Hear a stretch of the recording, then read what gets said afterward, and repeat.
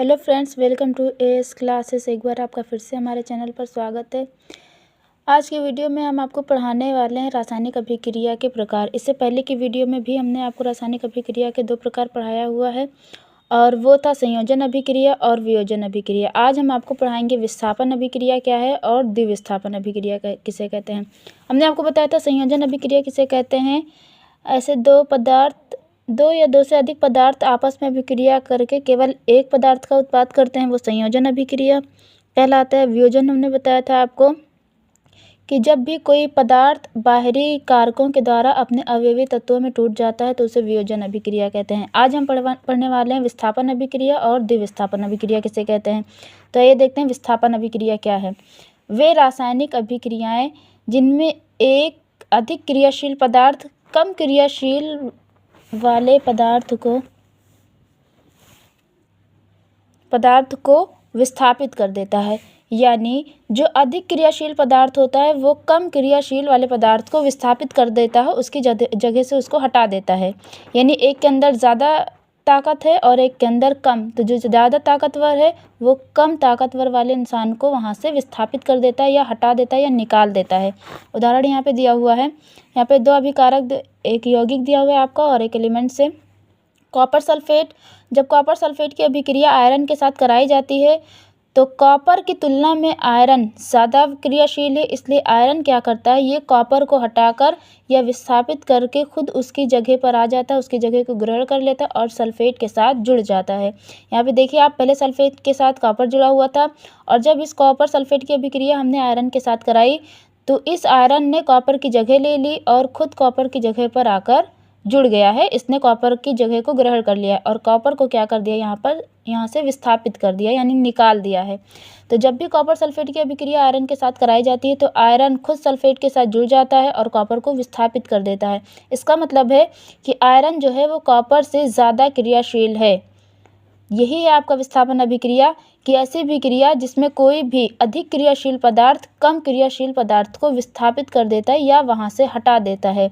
ऐसी अभिक्रिया को विस्थापन अभिक्रिया या डिस्प्लेसमेंट रिएक्शन हम कहते हैं।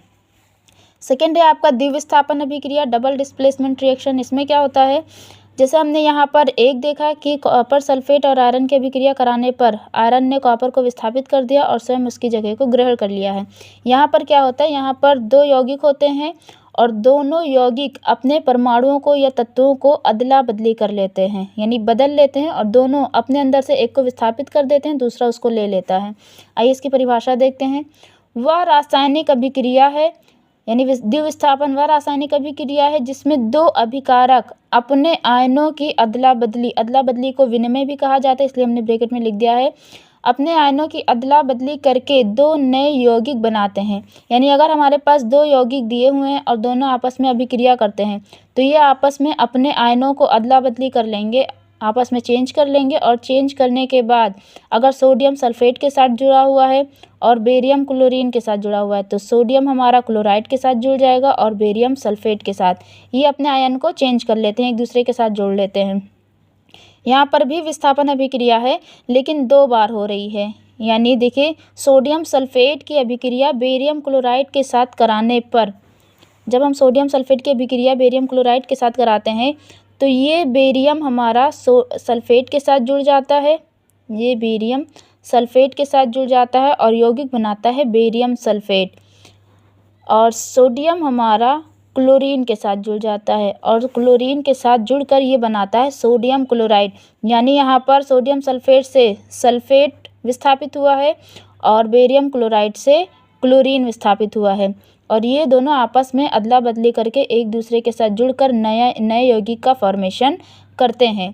तो ऐसी अभिक्रिया जिसमें 2 अभिकारक अपने आयनों की अदला बदली कर लेते हैं और अदला बदली करने के बाद नए यौगिक का फॉर्मेशन करते हैं या नए यौगिक बनाते हैं, उस प्रकार की अभिक्रिया को हम क्या कहते हैं, द्विविस्थापन या double displacement reaction. I hope आपको ये समझ में आया हो। एक बार हम फिर से देख लेते हैं। ऐसी अभिक्रिया जिसमें अधिक क्रियाशील पदार्थ कम क्रियाशील वाले पदार्थ को विस्थापित कर देता है, उसे हम क्या कहते हैं, विस्थापन अभिक्रिया। जिसके अंदर भी ज़्यादा क्रियाशीलता होगी वो कम क्रियाशील पदार्थ को विस्थापित कर देता है या वहाँ से निकाल देता है और खुद उसकी जगह को ग्रहण कर लेता है। द्विविस्थापन अभिक्रिया क्या है, इसमें कोई भी दो यौगिक होते हैं और वो अपने आयनों की आपस में जब अभिक्रिया करते हैं तो आयनों की अदला बदली कर लेते हैं और अदला बदली करने के बाद नए यौगिक का फॉर्मेशन करते हैं। इसे हम कहते हैं द्विविस्थापन अभिक्रिया। अभिक्रिया के और भी प्रकार हैं, वह हम आपको नेक्स्ट वीडियो में बताएंगे। तब तक के लिए आप इसको पढ़ते रहिएगा और अगर हमारा वीडियो अच्छा लगा हो तो चैनल को सब्सक्राइब और लाइक ज़रूर करिएगा।